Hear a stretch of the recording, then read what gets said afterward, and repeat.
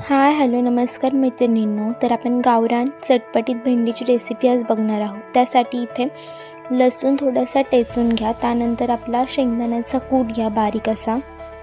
त्यानंतर इथे अंबारीची जी मिरची पावडर आहे ती टाकायची. आपला घरचा मसाला टाकायचा नाही आहे, कारण मिरची पावडरनी वेगळी टेस्ट येते गाईस, त्याच्यामुळे मिरची पावडर टाका.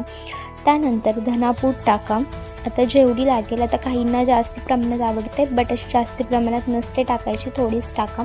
त्यानंतर इथे मी लकीचा बिर्याणी मसाला घेतलेला आहे, जो की आपल्याला दुकानामध्ये इझिली अवेलेबल होऊन जाईल तुम्हाला.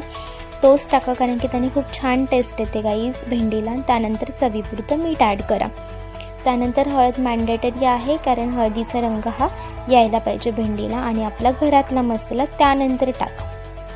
तो तुम्ही 1 चमचा 2 चमचे टाकला तरी चालेल. आता तुमच्या त्या टेस्टनुसार किती तिखट आहे त्याच्यानुसार तुम्ही ते ॲड करू शकता. त्यानंतर हे सगळं मिश्रण हाताने एकजीव करून घ्या. त्यानंतर इथे मस्त भेंडी धुवून चिरून घ्या.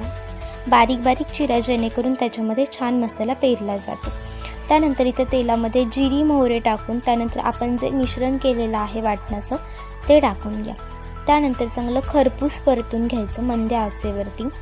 त्यानंतर खरपूस चांगलं परतल्यानंतर पाणी ॲड करा, जेणेकरून उकळी येईपर्यंत त्याला असं हलवायचं छान. इथे बघू शकता तुम्ही किती छान रंग आलेला आहे भेंडीला.